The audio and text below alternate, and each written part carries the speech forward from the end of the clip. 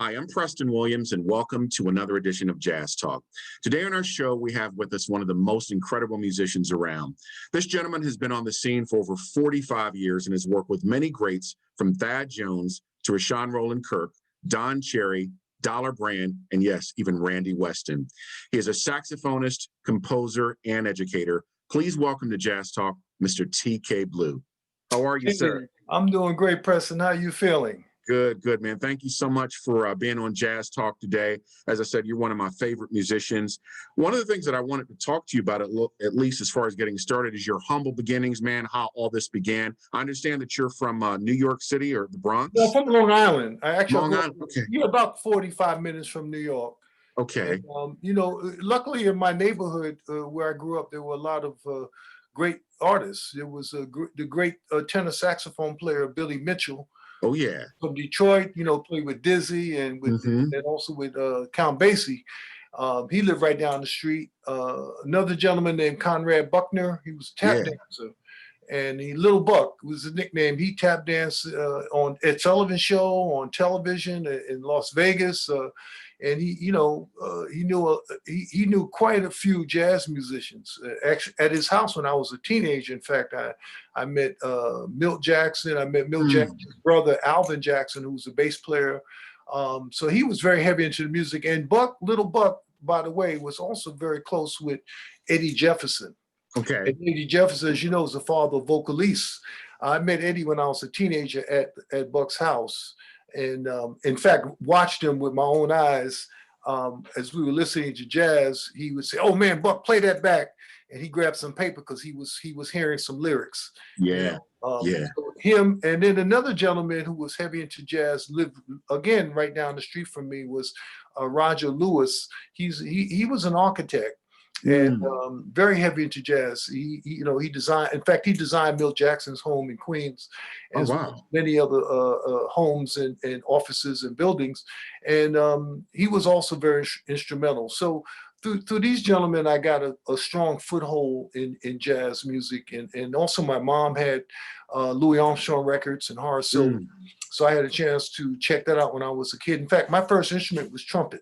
Man, I was reading about that. I always thought it was saxophone because I was reading you started with trumpet and you switched to drums. Yeah, I switched to drums. And then at that time, unfortunately, the band director wasn't too hip because when you're a young kid and you want to experiment, you let them experiment. And I told him I want to play the drums and the trumpet, and he wouldn't let me do it. He said, "You got to play one or the other." So when I decided that, okay, I'll play the drum, he took the trumpet away.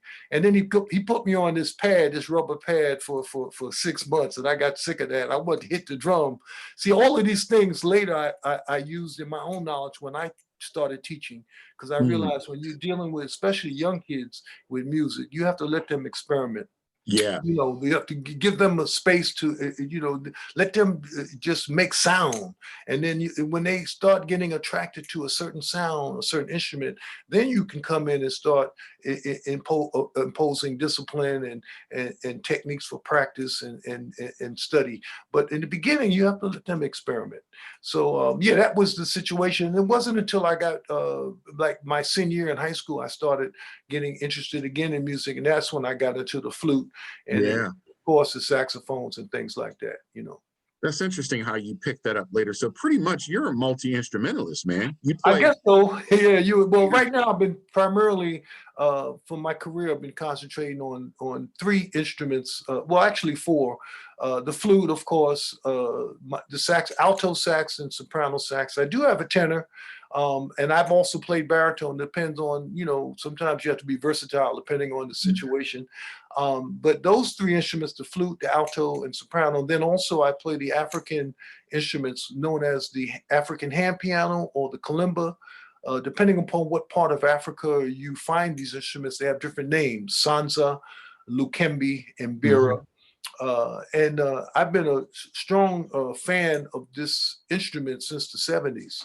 And in fact, this is great timing that we're doing this interview today, because tomorrow we're going to honor on Zoom, we're going to honor a great gentleman named Nadi Kamar.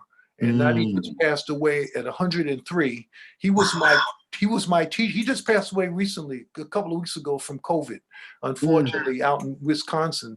And Nadi, he was a great pianist. In fact, if you Google his name, you'll see his birth name was Spalding Givens. He played piano, incredible pianist. He actually recorded with Mingus, but then he decided somewhere in the '60s to change his name to African name and play only African instruments. And he constructed the Mama Lukembe, which is an African hand piano that has over 100 keys, and you can play different, you can modulate with it, you can play changes with it. So he was a strong influence for me, and he taught me how to build calimbas. In fact, I made one under his tutelage. So we're going to honor him tomorrow with Zoom, and I'm going to speak about him as well. That's beautiful, man. Speaking of the kalimba, TK, Maurice White of Earth, Wind, and Fire really popularized that instrument, even though it had been around for a long time. He actually brought it into pop music, and people, a lot of people are playing that instrument basically because of him, because a lot of people said, hey, man, I never even heard of this instrument before, even though it had been around for forever. No doubt, no doubt. And I've also heard that Earth, Wind, and Fire. Maurice was also very, very important and influential. But lucky, it's funny how things happen in life. Sometimes we can turn a negative into a positive. Like right now we're dealing with Black Lives Matter, which we know is so important. We know systemic racism exists. Most definitely. Very prevalent. Privilege for people other than white folks is not that existent on this planet, and we have to change that. We have to make privilege for everybody.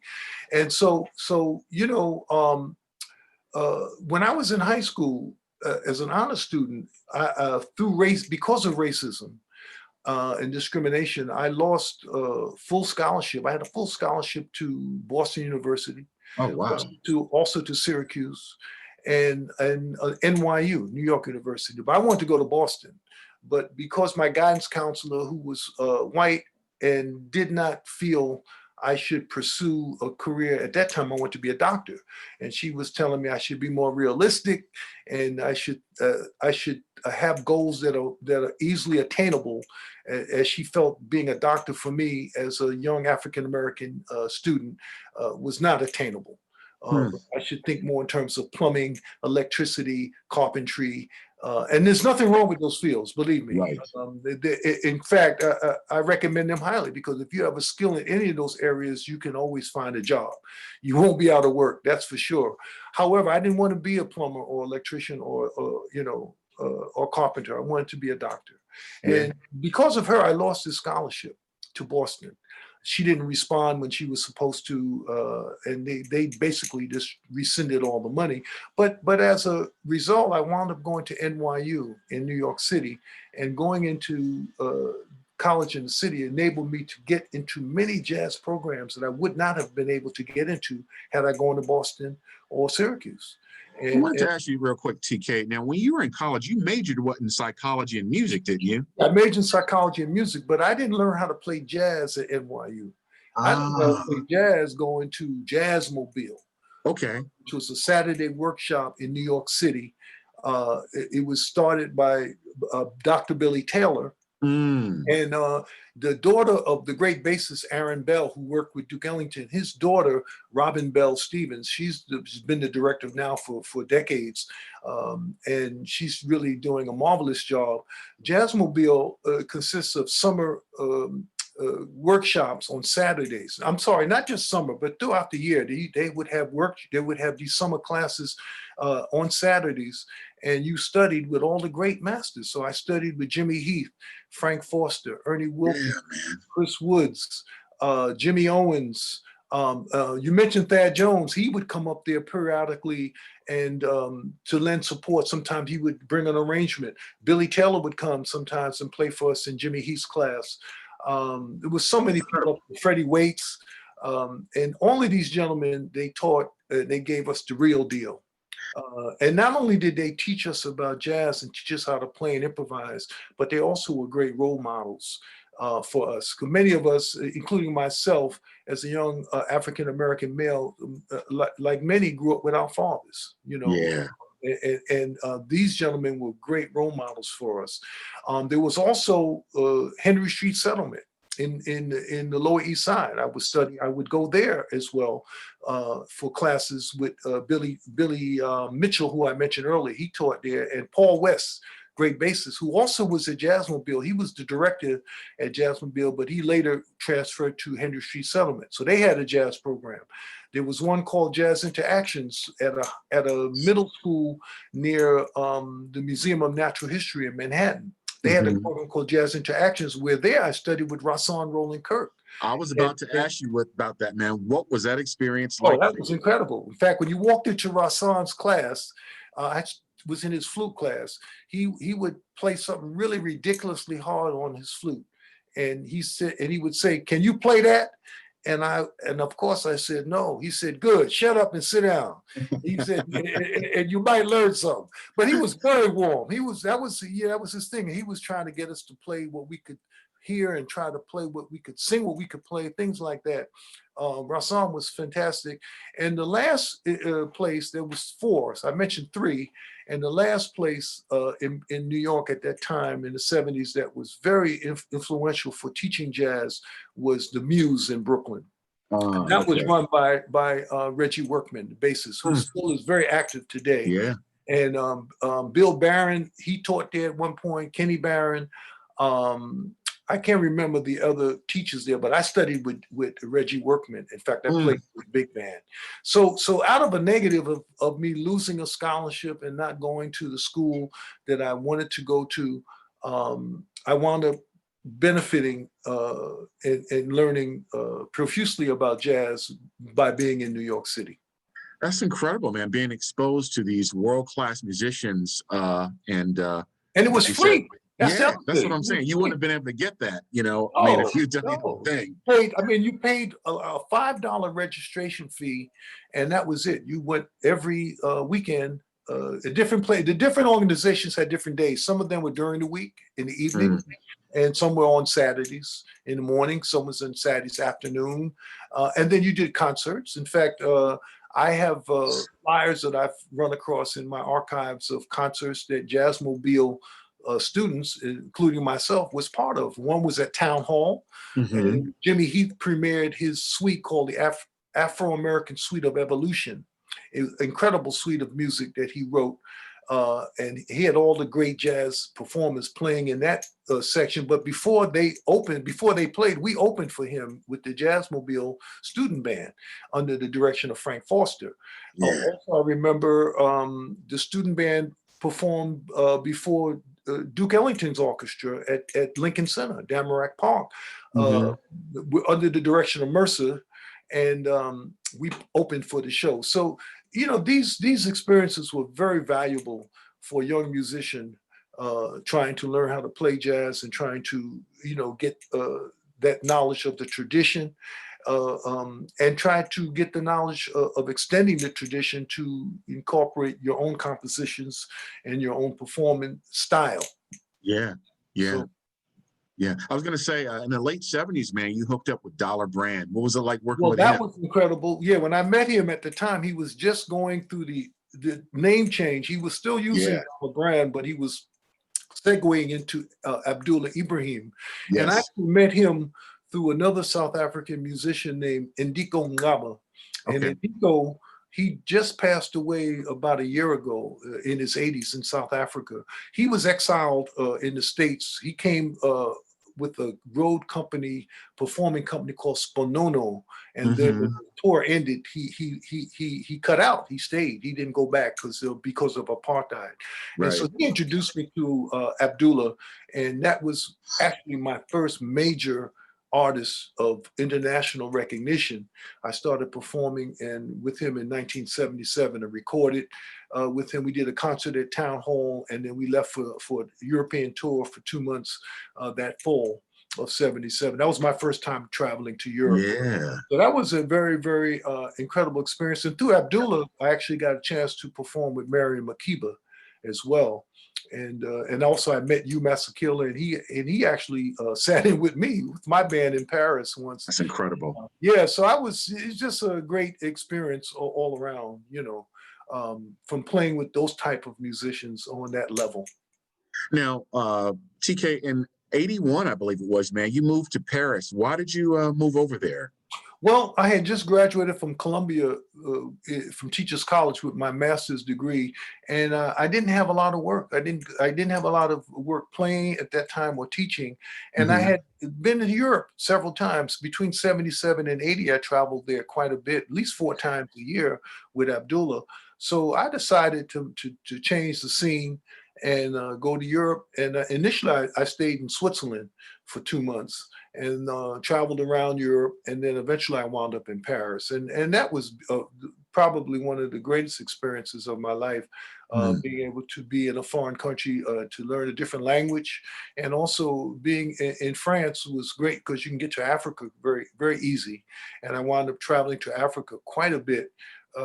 From being based in Paris. In fact, Yeah. I wound up doing 3 State Department tours because from the embassy, the U.S. embassy that was in Paris. You know, Yeah. Did you get a chance to meet or play with some of the giants? Because I think Kenny Clark and others were living over there at that I was time. just looking at photographs of me with at playing at Kenny Clark's funeral. Oh, In wow. fact, I played with Kenny Clark, and I have a cassette of it.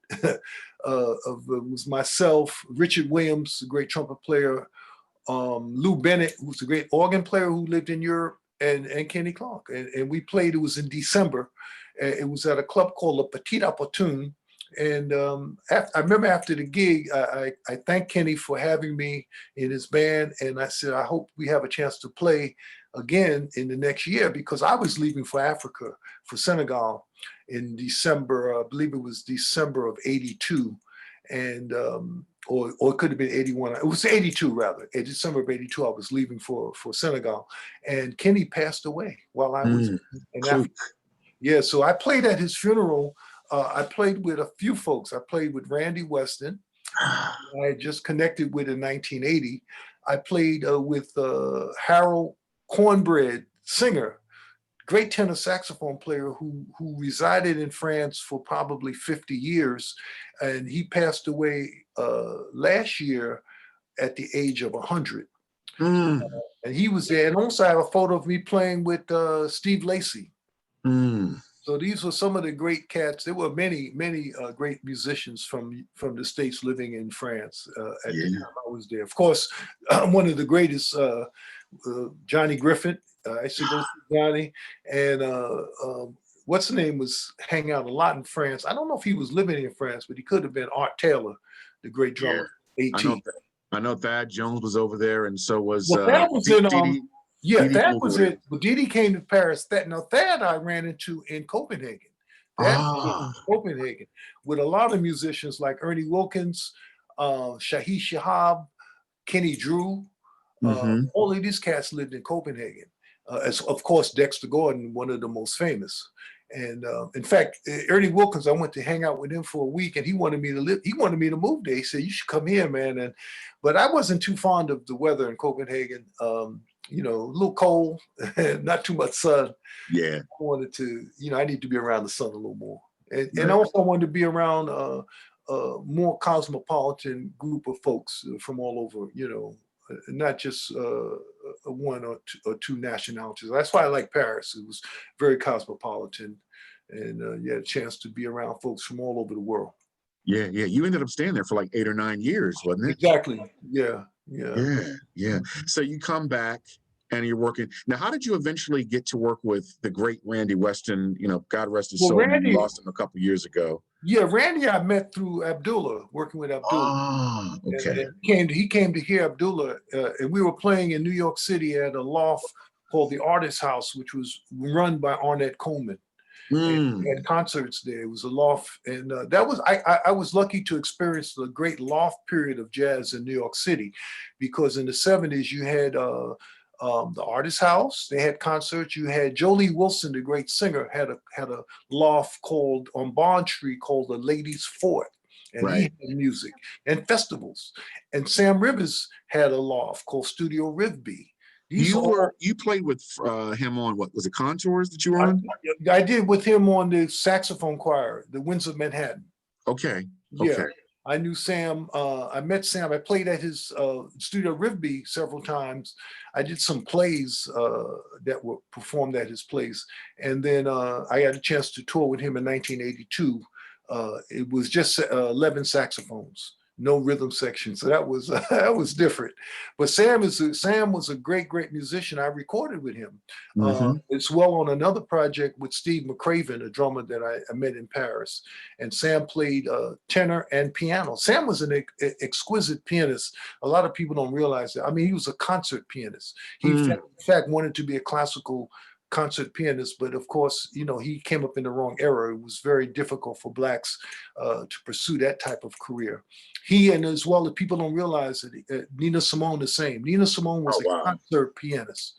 She wanted to play classical concert music with orchestras, etc., but she was denied that possibility because of racism and systemic racism. So she decided to sing, and that's, you know, so Sam switched to saxophone and he got into jazz, but he plays magnificently. There's a recording, if you can check it out, called Intertwining Spirits. It's Steve McCraven, the drummer, Sam Rivers, myself, and a bass player named Steve Neal. And I might add that Steve McCraven, you probably heard of his son, who's quite famous now. He's a drummer called Micaiah McCraven. That name does sound and familiar. Micaiah has got he's got a new recording out dedicated to Gil Scott-Heron. And it was cited in the, I think it was in the Times, one of these big publications, as in the top 10 best recordings for 2020. And the interesting thing is, on Micaiah's record, he samples some of his father's music, and I'm on it. So I'm actually on Micaiah's new recording.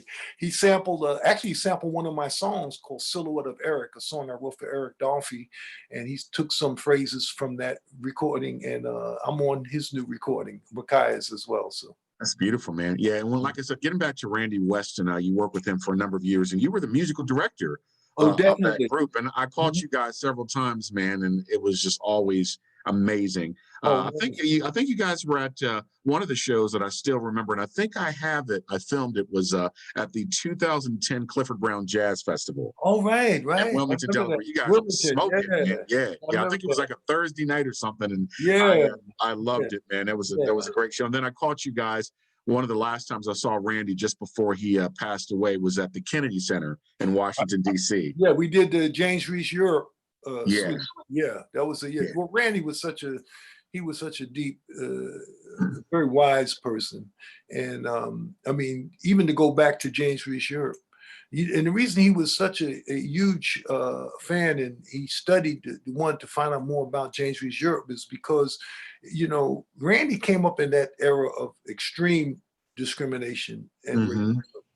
He came up in the era that we don't know about, where you can't go into certain restaurants, you can't go to certain stores, you can't go into the movie theater. If you go to a movie theater, you got to sit upstairs.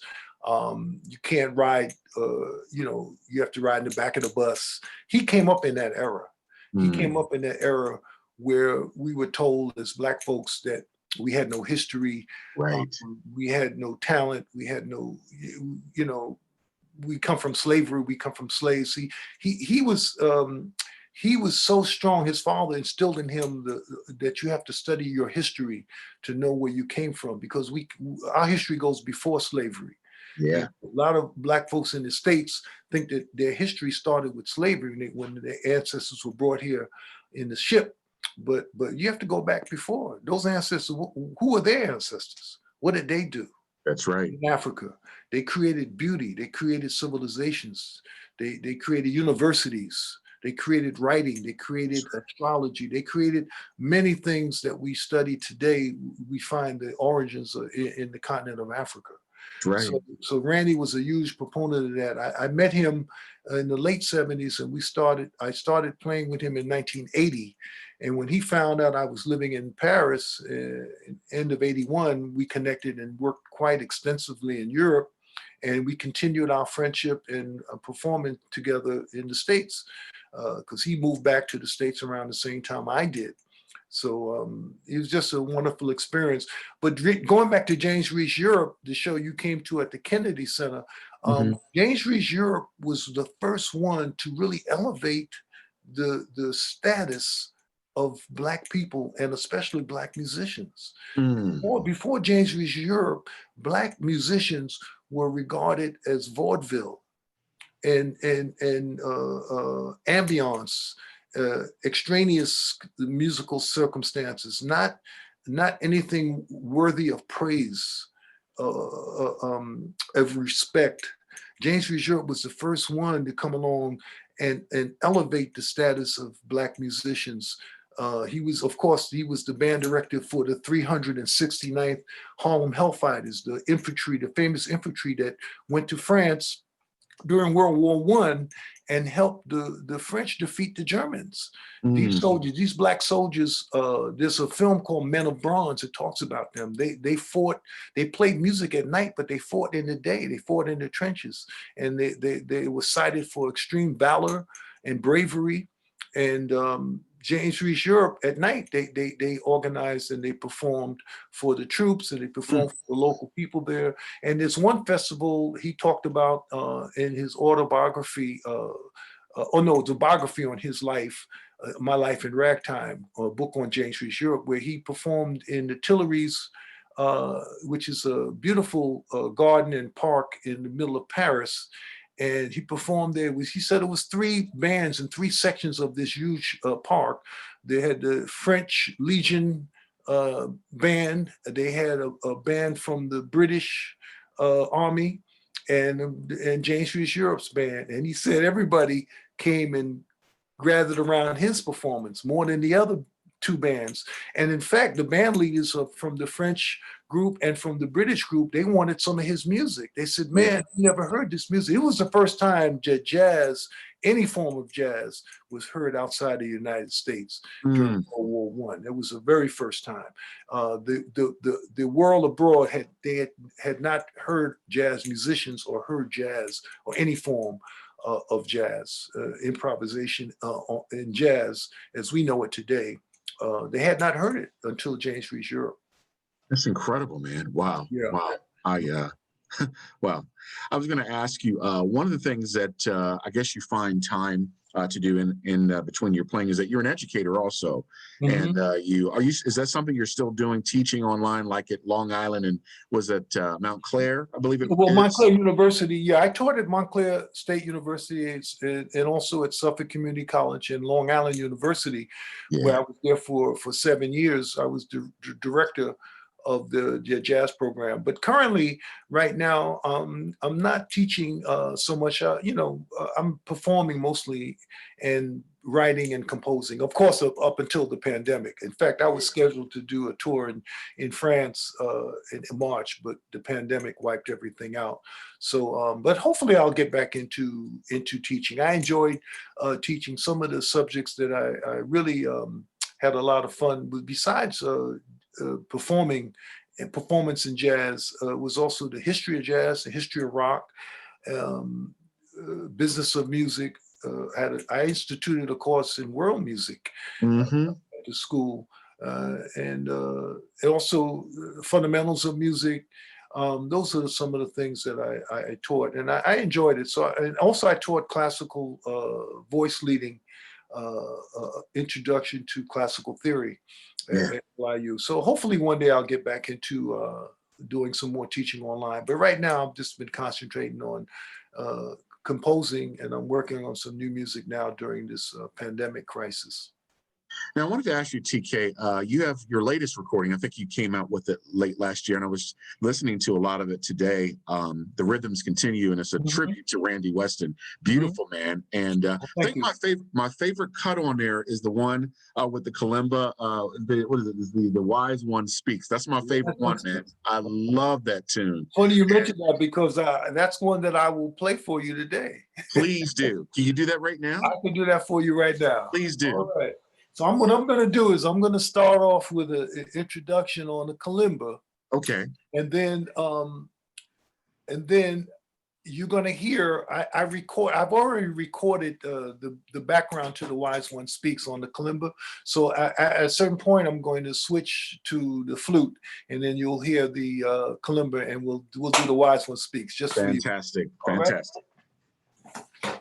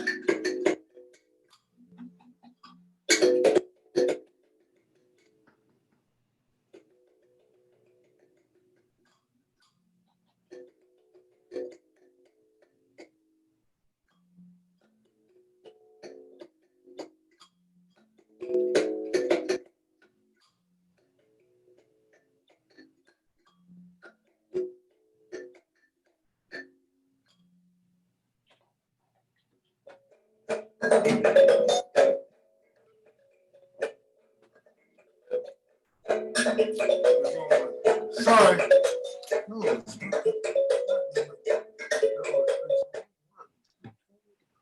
it's zero. I didn't touch it. I didn't touch it. I recorded.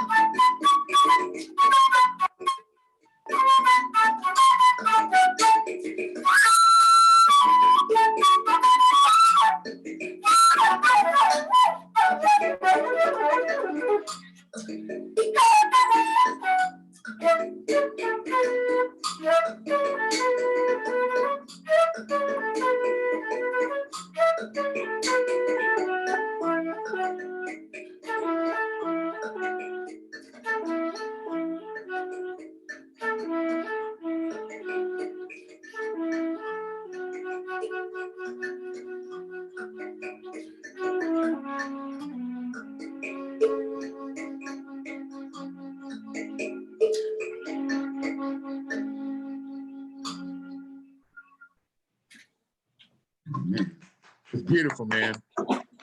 Bravo. Yeah, sorry, I had a little technical problem. Oh, that's okay, man. I It had to came run. through. Yeah, Thank that you. was beautiful. That was beautiful. I love that song, man. Thank you. I love that song. Now, what was I guess when you say the rhythm continues, is this, of course, it's a tribute to Mr. Weston, Randy Weston, but is this sort of almost like a continuation of something that he would have done, or is this just you paying homage to like your mentor? Well, it's a combination of all of that, Okay. Trying to keep his legacy alive. The spirit of him wasn't really to play like him, but we did a lot of his music, of course, is to keep the spirit of his legacy alive. And also the recording, I have to also mention, is difficult to do a tribute for Randy without mentioning Melba Liston. Oh, great trombonist, man. I love it. Yeah, unsung hero. Yeah. Women have not gotten their just due in jazz, as well as in society, as well as many, many things. Mm-hmm. As you know, this is a turning point for us to now have a vice president, a female, and especially an African-American woman as vice president of the United States. It's just incredible. I never thought it would happen in my life. Me either. Me either. And so Melba, I've been trying to, as much as I can, to talk about her and honor her, and because she was a great musician, arranger, composer, bonus, and she never got her just due. So on this recording, I do actually 2 of her songs as well. With Melba. So, but the recording, it came out in November, and unfortunately, I was prepared to do a bunch of performances in March in Europe, but with the pandemic, it had to be postponed. Yeah, same thing here. I guess you were supposed to be at Keystone Corner in Baltimore, and didn't that get? Yeah, that was supposed to be on Thanksgiving weekend, but I was going to come down with the great tenor saxophonist Billy Harper. Yeah. But after analyzing the scenario, and plus Billy's, he's in his late 70s, so his family and doctor suggested it wouldn't be a good idea for him to travel and expose yourself to any possible risk. Okay, who are some of your major influences on the instrument? Because I know you have to be influenced by Eric Dolphy. That's obvious. Oh, well, yeah, of course, everybody. I mean, on flute, Moody gave me one of my first jazz lessons, and I love Moody on flute. Frank West, another great flautist. Hubert Laws. Hubert. So many. Saxophone, of course, Bird and Sonny Stitt and Cannonball and Train. It's just, and it is more. Just so many I just love so many folks. I'm trying to listen to as many people as possible. And that was what I was going to ask you. When you're home just relaxing, or maybe you're just taking off and you're not working on composing something, what artists are you listening to? Or what, if I were to come over to your house and just hang out with you, what would you be listening to, man? You probably hear some Brazilian music. Okay. Because I love Brazilian music. In fact, Milton Nascimento is one of my favorites. Yeah. Milton is one of my favorites. In fact, I was hoping at one point, maybe 8 years ago or 10 years ago, I was hoping that it might be a possibility to reunite Milton again with Wayne Shorter. They did those recordings. Wayne Shorter, that's right. Wayne Shorter, man. Yeah, but it didn't happen. And of course, now Wayne can't play. I don't think he can tour. I think he has some physical issues. So, and Milton is up there also in age. But I did get a chance to see him perform in New York, which was quite extraordinary. But Brazilian music is I love very much. Djavan, Ivan Lins. Djavan is great, man. Yeah. I think he did something, I remember a while ago, I think it was called A Bird of Paradise or something like that. Beautiful. I love that recording. Beautiful. Yeah, he's great, man. And just recently, I got turned on to a guy named Adolfo. Oh, man. I can't remember. His name has escaped me, but his recording, he did a tribute to Milton, and it was all instrumental. and it was, you know, really with a jazz aesthetic. And but it was Milton songs, and it was quite beautiful. It was #1 for the jazz charts for a couple of weeks. Adolfo, Alfonso, I'll have to look, check it out again. But yeah, but and then also you know, African music is very strong. Mm-hmm. I had a chance to play with the African group called Halam. Mm-hmm. We recorded together, and I had a chance to play once with Manu Dibango, who we lost very early to COVID when the pandemic hit. You know, so yeah, you could probably, and I love R&B too. Yeah. You mentioned Earth, Wind, and Fire, shit, and Stevie. You like Parliament Funkadelic? Oh, of course, of course. In fact, George Clinton was at the show I did with Randy a couple of years ago. We performed for the Congressional Black Caucus Oh, in wow. DC, and George Clinton was there. Man, it was an honor to play for him. And he had on a suit. Yeah. I couldn't believe it. It's George for you, man. Yeah, it's Yeah. like these days, sometimes you see him, he's dressed like a gangster or something. You Yeah, know? I couldn't believe it. But But no, I was going to ask you, have you ever scored a film, written for any films or anything like that? well, yeah, I have. In fact, the very first one that I did some music for was a film that was done in the early '80s by a Brazilian filmmaker, and it was a film on the Black women of Maputo. Oh, wow. Yeah, Mozambique. And I had actually was there performing with a great pianist. He was from South Africa as well. His name was Chris McGregor. He had a group called the Brotherhood of Breath. Chris also exiled himself because of apartheid, and he was living in London. And I met him in London, and I wound up doing a performance, a tour with him to Mozambique. And after the tour, I met some filmmakers at the airport who literally proposed me to stay another week and work on some music, which I did.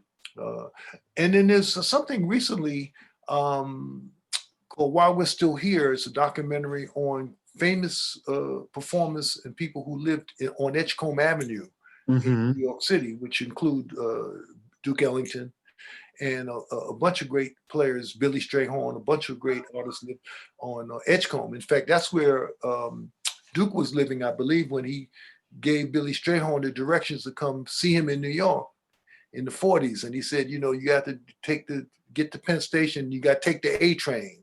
And that's when Billy Strayhorn wrote Take the A Train, which, you know, became a huge hit.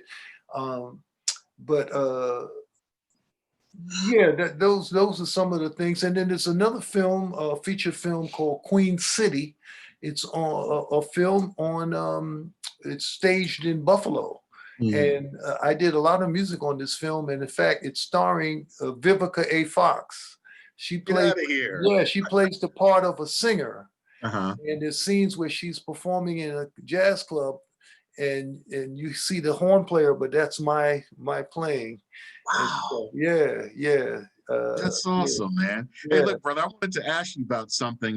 This photo that you were in, A Great Day in Paris. I guess, you know, they were thinking about a great day in Paris. Tell me about that, man. Oh, man, that was a pure fluke that I was in that photo, because I didn't even know about it. And I went to Paris because I had some gigs.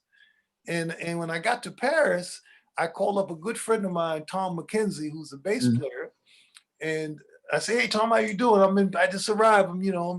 He said, hey, man, you coming tomorrow? I said, coming where tomorrow? He said, there's a big photo session. And it was organized by Ricky Ford. And I believe David Murray may have had something to do with the organization as well, because David at that time was living in Paris. And Ricky Ford, he's been in France for a long time, a couple of decades. He's been there.